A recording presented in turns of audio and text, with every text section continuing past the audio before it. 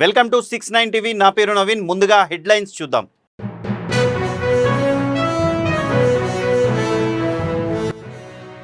హైదరాబాద్లో పౌర సమస్యల పరిష్కారానికి అధికారుల దృష్టి సారించాలి. ఉన్న నిధులతో మెరుగైన సేవలందించాలన్న కేంద్ర మంత్రి కిషన్ రెడ్డి.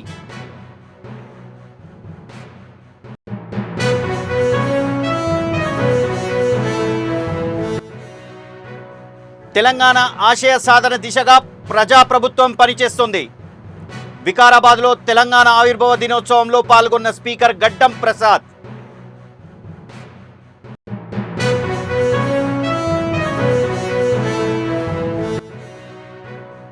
జీవులు బ్రతకాలి అంటే వృక్షాల పెంపకం చాలా అవసరం.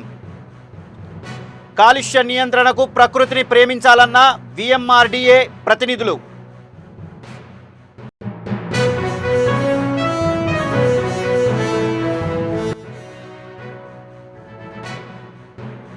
ఎన్టీఆర్ ఒక రాజకీయ నాయకుడే కాదు, కళా తపస్వి కూడా.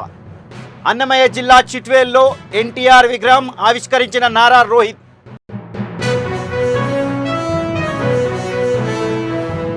ఇక డీటెయిల్స్లోకి వెళ్తే, రోజు అభివృద్ధి చెందుతున్న హైదరాబాద్ మహానగరంలో నిత్యం ఎదురయ్యే పౌర సమస్యల పరిష్కారానికి అధికారులు దృష్టి సారించాలని కేంద్ర మంత్రి కిషన్ రెడ్డి కోరారు. వర్షాకాలం నేపథ్యంలో రోడ్లపై వర్షం నీరు నిలవకుండా తగిన చర్యలు తీసుకోవాలన్నారు. సమస్యాత్మక ప్రాంతాలను గుర్తించి అక్కడ ఉన్న నాలాల్లో, డ్రైనేజీల్లో పూడికతీత పనులు యుద్ధ ప్రాతిపదికన చేపట్టాలని సూచించారు. జిహెచ్ఎంసీ పరిధిలో గత కొన్ని సంవత్సరాల నుంచి ఎక్కడి సమస్యలు అక్కడే పెరిగిపోయాయని, కనీసం కాంట్రాక్టులకు బిల్లులు చెల్లించే పరిస్థితి లేదన్నారు. అయినా సరే అధికారులు ఉన్న నిధుల్లో ప్రజలకు మెరుగైన సదుపాయాలు కల్పించే విధంగా కృషి చేయాలని కిషన్ రెడ్డి కోరారు. విషయాలు నా దృష్టికి తీసుకొచ్చారు. వాటన్నిటిని కూడా ప్రభుత్వ అధికారులతో మాట్లాడి మరి వాళ్ళకు చెప్పడం జరిగింది. తప్పకుండా వాటిని మీరు కూడా దయచేసి ఆఫీసర్స్ అనేది మీరు పరిచయం చేశాను, వాళ్ళ ఫోన్ నెంబర్ తీసుకొని వాళ్ళతో కూడా మీరు డైరెక్ట్ గా కూడా మీ బస్సు తరఫున, మీ ఖాళీ తరఫున మీరు మానిటరింగ్ చేయండి. మళ్ళీ పని కాకపోతే తప్పకుండా మా పార్టీ నాయకులు చెప్పినా సరిపోతుంది, లేకపోతే మా ఎమ్మెల్యే పార్టీస్ లో మన constituency Secunderabad constituency development office ఉంది, political party officer development office government, అక్కడ కూడా వచ్చి అక్కడ మన తరుణ్ చక్రవర్తి ఉంటారు ఏపీఎస్, వాళ్ళ దగ్గర పోయినా వాళ్ళు కూడా సంబంధించిన ఆఫీసర్తో మాట్లాడడం రాయడం కూడా చేస్తారు.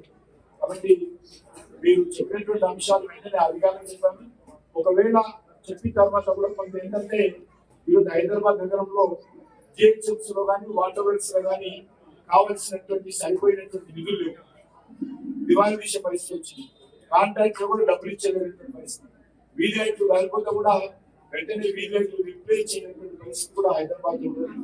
అయినప్పటికీ కూడా అధికారులు ఉన్నంతలో కొంత పౌర సౌకర్యాలు మెరుగుపరిచేటువంటి కార్యక్రమం అధికారులు చేస్తున్నారు. మనం కూడా అధికారులకు సహకరించి అందరం రాజకీయాలకు అతీతంగా మన బస్తీలో ఉన్నటువంటి చిన్న ఈ రకమైన మీరు చెప్పినటువంటి సమస్యలు చాలా సామాన్యమైన సమస్యలు, మనం చేయాల్సిన అంశాలు ఉంటాయి చెప్పలేదు. కాబట్టి ఆ రకమైనటువంటి సమస్యలు చేయాల్సింది. ఇప్పుడు ఖాళీ వాళ్ళు చెప్పారు, ఒకసారి మా దగ్గర 20 ఏళ్ళ నుంచి కూడా ఈ స్టామ్ వాటర్ అది జెన్యూన్ సిటీలో ఉన్నటువంటి అన్ని స్టామ్ వాటర్కు టెండర్ వేసి జిహెచ్ఎంసీ ప్రతి సంవత్సరం పంపిస్తుంది. కాబట్టి ఈ రోడ్డు ఆ రోడ్డు కాదు, అన్ని స్టామ్ వాటర్ బ్యాంకులలో సిటీ చేయాల్సినటువంటి బాధ్యత కాంట్రాక్ట్. కాబట్టి ఆ రకంగా తీయడంటే మనము మరి కొంచెం లోపం మనము.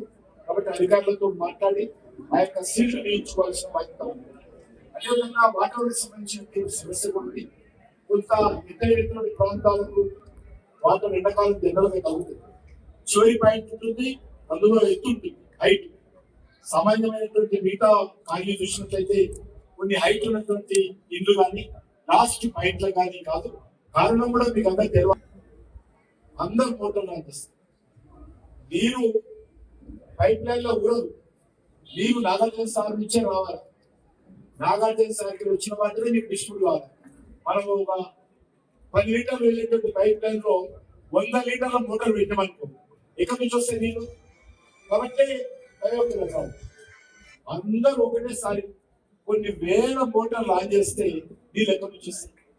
కానీ తప్పదు. ఇప్పుడు ఎవరి కాదనడానికి వీలేదు, ఎవరు అనడానికి వీలేదు, ఈ మోటార్ పెట్టొద్దానికి ఉన్న దాంట్లో మనం సర్దుకుంటూ ప్రజలకు సౌకర్యాలు కల్పించాల్సినటువంటి బాధ్యత ప్రభుత్వం. కాబట్టి అందరూ మోటార్ ఆపండి నిజంగా మీరు మోటార్ ఆపండి, అందరికి లాస్ట్ పాయింట్ వరకు ఫుల్ మార్క్స్. కానీ ఎవరవుతారు హైదరాబాద్, ఎవరు మాట ఒక్కొక్కరు జిహెచ్పి మోటార్ కూడా పెట్టింది అపార్ట్మెంట్ అయితే జిహెచ్పి మోటార్ కూడా దానికి వెళ్తారు పబ్లిక్ సంబంధించిన క్యాంపెయిన్.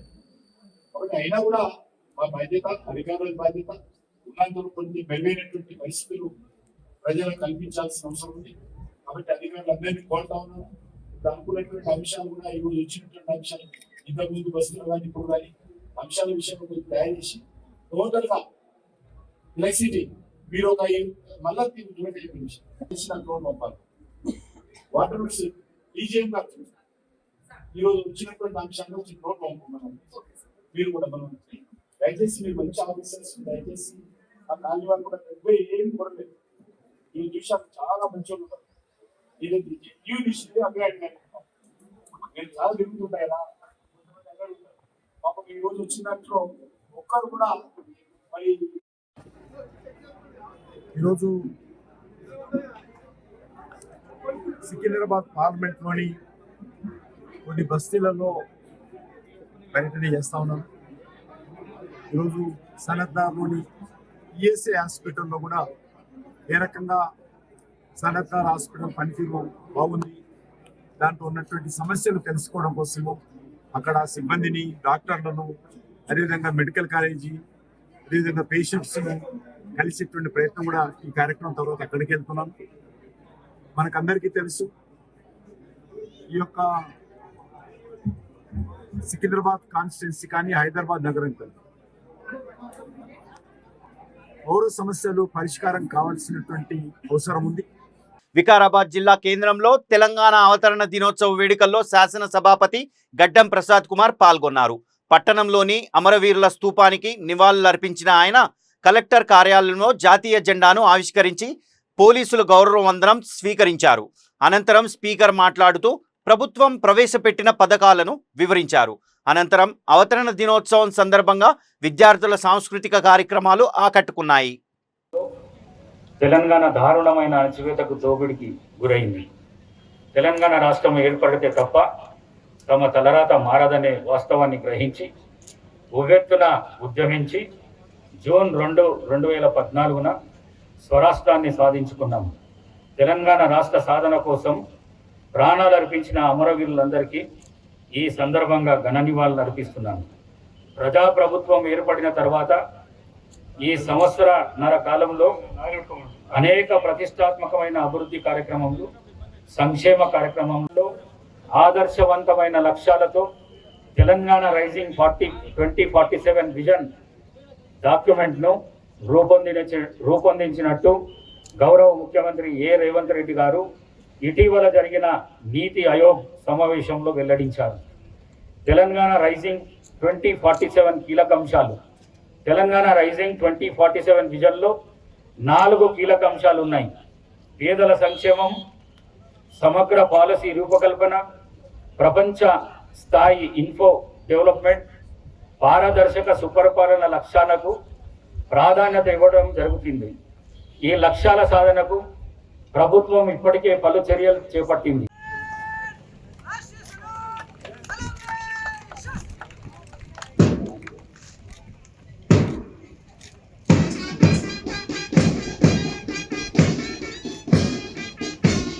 తెలంగాణ రాష్ట్ర అవతరణ దినోత్సవ సందర్భంగా మల్కాజ్గిరి ఎమ్మెల్యే మర్రీష్ రాజశేఖర్ రెడ్డి ప్రజలకు రాష్ట్ర అవతరణ దినోత్సవ శుభాకాంక్షలు తెలిపారు.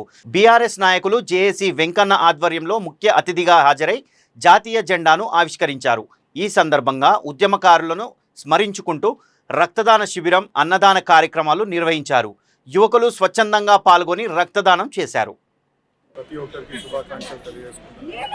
ఎన్నో దశాబ్దాల పాటు అవమానాలని, వివక్షని ఎదుర్కొని అదేవిధంగా తెలంగాణ సాధించేటప్పుడు కూడా మనం అనేక కష్ట నష్టాలు, అదేవిధంగా బలిదానాలు ఇవన్నీ కూడా చేసిన రోజులు చూసినాం.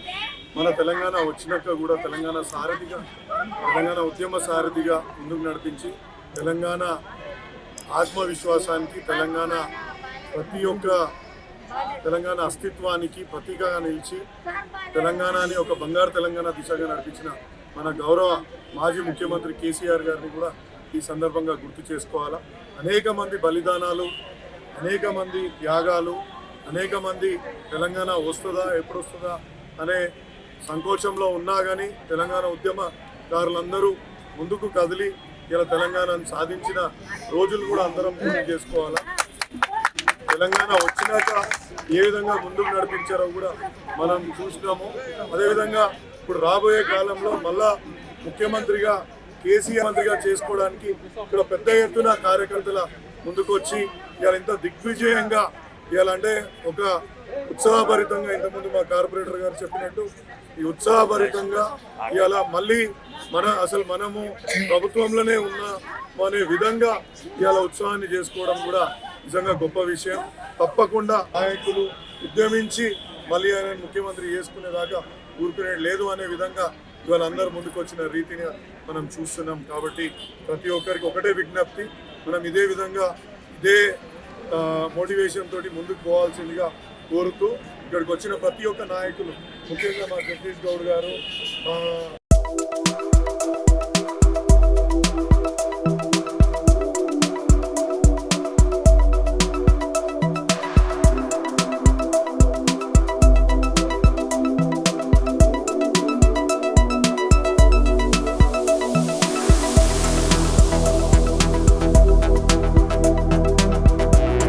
మేడ్చల్ జిల్లా తెలంగాణ రాష్ట్ర అవతరణ దినోత్సవం సందర్భంగా కీసర ప్రధాన కూడలిలో ఉన్న అమరవీరుల స్తూపం వద్ద ఎమ్మెల్యే పట్నం మహేందర్ రెడ్డి, జిల్లా కలెక్టర్ గౌతమ్ పోట్రో నివాళులర్పించారు.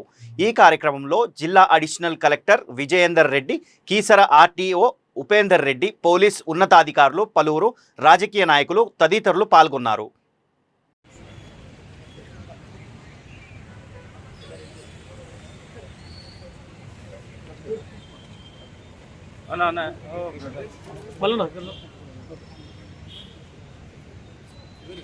శ్రీకాంత్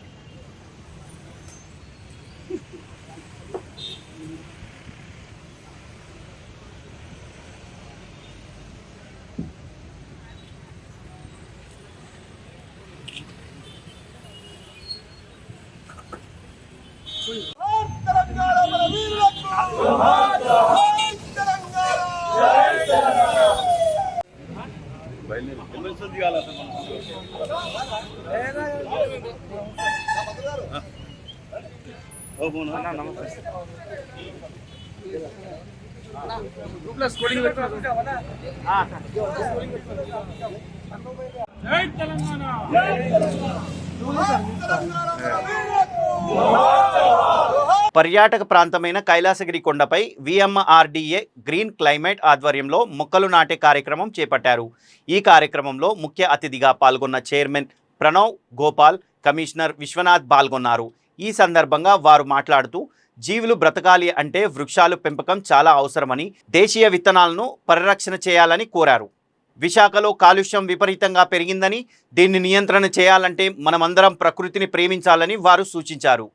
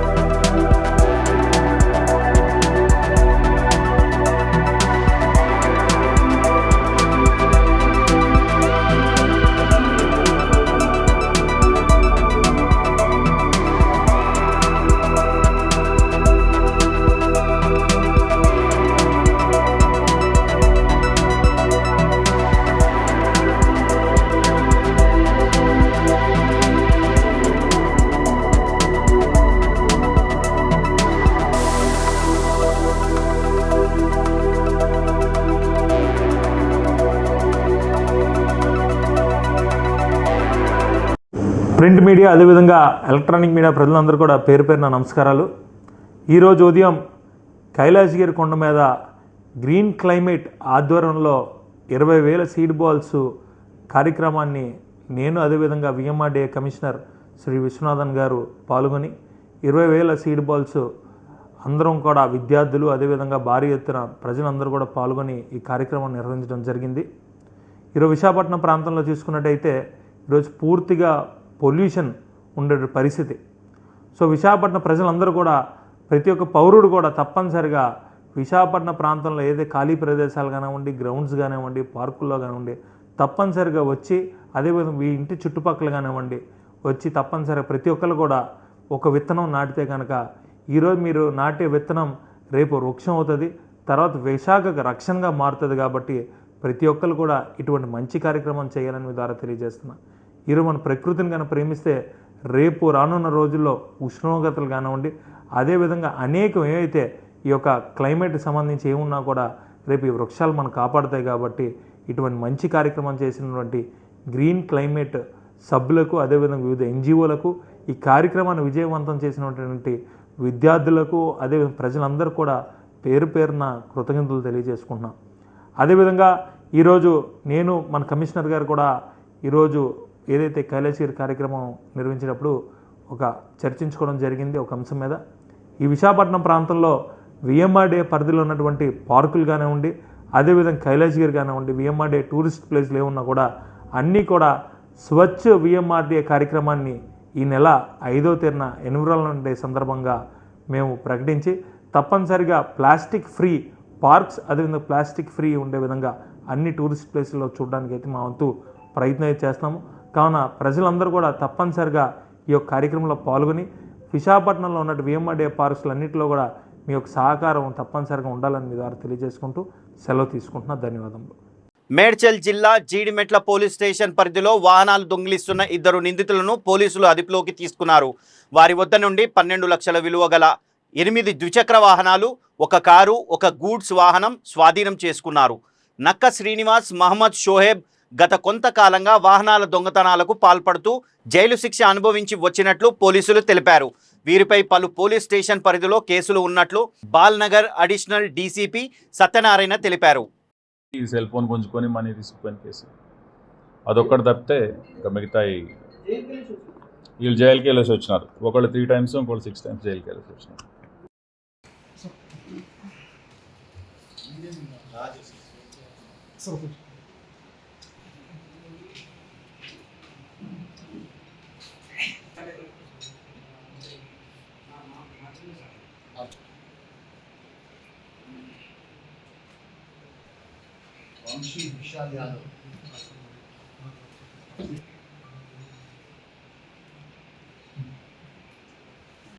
ఇద్దరు వేరు. శ్రీనివాసరావు పార్కింగ్లో ఉన్న వెహికల్సే కాకుండా రోడ్ సైడ్ ఉన్నటువంటి వెహికల్స్ కూడా పర్టికులర్గా వర్షం వస్తుందని చెప్పి ఆటో మోటార్ సైకిల్ ఆడబడేసి ఆటో తీసుకొని పోయాడు. అటువంటి ఈజ్ అండ్ జాయిడ్ రైడర్. ఇతను ఈజ్ అండ్ ప్రొఫెషనల్. ఇతనికేమో డిస్పోజ్ చేసి దాన్ని మనీ యూటిలైజ్ చేసుకునే అలవాటు ఈ షోయబ్కు ఉంది. మనకి వెహికల్ రైడర్స్కి తర్వాత వెహికల్ ఓనర్స్కి జాగ్రత్తలు తీసుకోవాల్సిన అవసరం ఉంది. లా కరెక్ట్గా ఉండేట్టు చూసుకోవడము. షాపింగ్ కాంప్లెక్సెస్ దగ్గర, మనకి మెట్రో రైల్వే స్టేషన్స్ దగ్గర, తర్వాత హౌసెస్ దగ్గర కూడా కొంచెం వాటిని జాగ్రత్తగా ప్రొటెక్ట్ చేసుకొని వాటిని సరిగా లాక్ చేసుకునేటట్టు, తర్వాత సెక్యూర్ ఏరియాస్లో పార్క్ చేసుకునేటట్టు కొంచెం జాగ్రత్తలు తీసుకుంటే బాగుంటుంది. ఇది మా తరపున, బాలనగర్ పోలీస్ తరపున ప్రజలకు మా విజ్ఞప్తి. తెలుగుదేశం పార్టీ స్థాపకుడు ఎన్టీఆర్ విగ్రహాన్ని అన్నమయ్య జిల్లా చిట్వేల్ మండలంలో ఘనంగా ఆవిష్కరించారు. ఈ కార్యక్రమానికి ముఖ్య అతిథిగా నటుడు నారా రోహిత్ హాజరయ్యారు. ప్రజానాయకుడిగా ఎన్టీఆర్ చేసిన సేవలను గుర్తు చేస్తూ ఆయన స్మారకంగా ఏర్పాటు చేసిన విగ్రహాన్ని ఆవిష్కరించారు. ఈ కార్యక్రమానికి పలువురు స్థానిక ప్రజాప్రతినిధులు, తెలుగుదేశం పార్టీ నాయకులు, కార్యకర్తలు భారీ సంఖ్యలో హాజరయ్యారు. అనంతరం నారా రోహిత్ మాట్లాడుతూ ఎన్టీఆర్ ఒక రాజకీయ నాయకుడిగానే కాకుండా సినీ నటుడు, కళా తపస్విగా కూడా ప్రజల మనసుల్లో నిలిచిపోయారని గుర్తు చేశారు.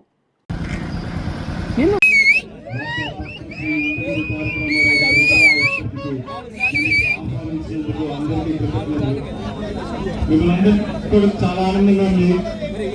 చాలా రోజులైంది, చాలా రోజుల తర్వాత సినిమా కూడా రిలీజ్ అయింది. సో మిమ్మల్ందరినీ కలుసుకోవడం చాలా ఆనందంగా ఉంది.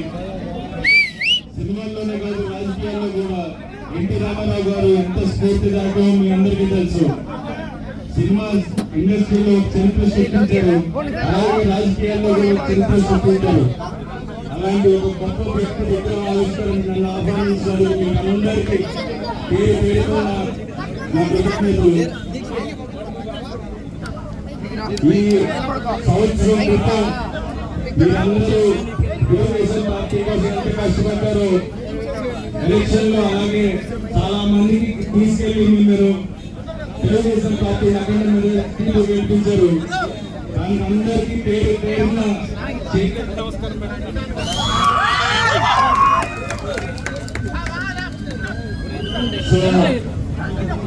నన్ను ఇక్కడ ఆహ్వానించిన అందరికీ మరొకసారి కృతజ్ఞతలు తెలుపుకుంటున్నాను. అండ్ జై తెలుగుదేశం, జై జై తెలుగుదేశం, జోహార్ ఎన్టీఆర్, జై చంద్రన్న, జై హింద్. నల్గొండ జిల్లా కనగలులో లింగమంతుల స్వామి గంగదేవమ్మ పండుగను యాదవ కులస్తులు ఘనంగా నిర్వహించారు. డప్పు చప్పుళ్లతో బోనాలు తీస్తూ అమ్మవారికి నైవేద్యం సమర్పించారు. గంగదేవమ్మ పండుగను ఇంత ఘనంగా ఏర్పాటు చేసుకోవడం యాదవ కులస్తుల ఐక్యతకు నిదర్శనమని కుల పెద్దలు అన్నారు. ఈ కార్యక్రమానికి హాజరైన స్థానిక మాజీ జెడ్పీటీసీ శ్రీనివాస్ గౌడ్ యాదవ్ కులస్తులకు శుభాకాంక్షలు తెలిపారు.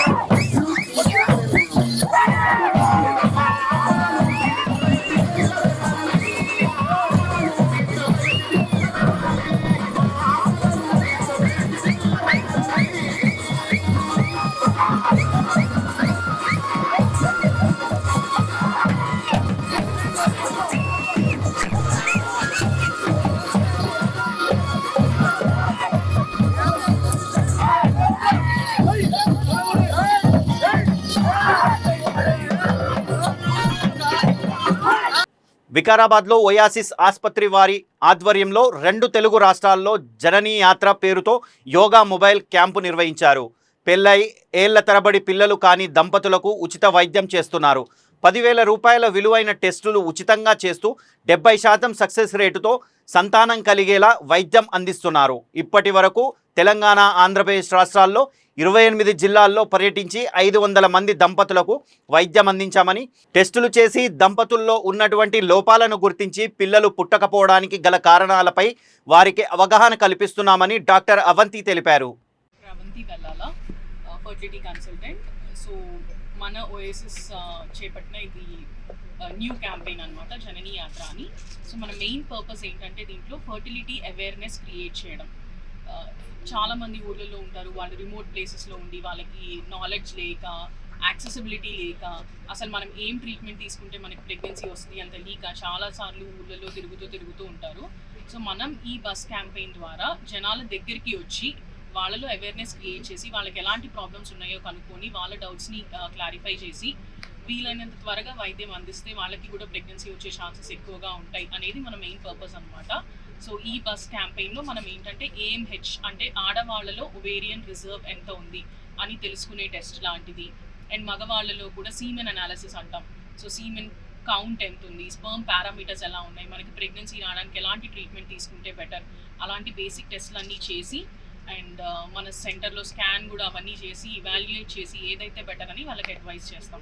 దీనివల్ల కపుల్ కూడా కొంచెం నాలెడ్జ్ పెరిగి త్వరగా ఫర్టిలిటీ ట్రీట్మెంట్స్ తీసుకోవడం లాంటివి చేస్తుంటే ప్రెగ్నెన్సీ వచ్చే ఛాన్సెస్ ఎక్కువగా ఉంటాయి. ఎందుకంటే మన ఇండియాలో కూడా ఇప్పుడు ఇన్ఫర్టిలిటీ ప్రాబ్లం అనేది బాగా పెరుగుతుంది కాబట్టి.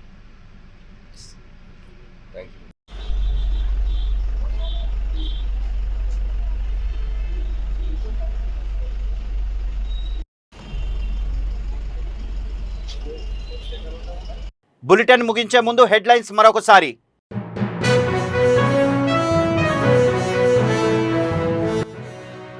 హైదరాబాద్లో పౌర సమస్యల పరిష్కారానికి అధికారులు దృష్టి సారించాలి. ఉన్న నిధులతో మెరుగైన సేవలందించాలన్న కేంద్ర మంత్రి కిషన్ రెడ్డి.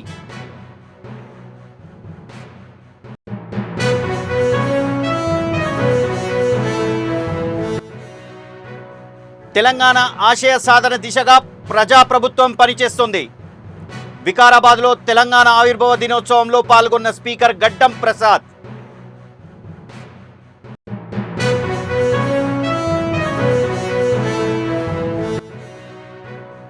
జీవులు బ్రతకాలి అంటే వృక్షాల పెంపకం చాలా అవసరం. కాలుష్య నియంత్రణకు ప్రకృతిని ప్రేమించాలన్న VMRDA ప్రతినిధులు.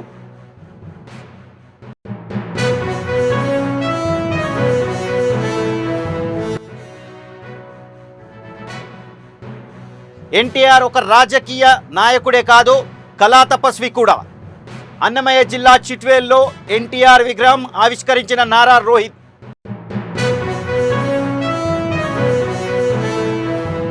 ఇవి బులెటిన్ విశేషాలు. మరిన్ని అప్డేట్స్ కోసం చూస్తూనే ఉండండి 69 TV.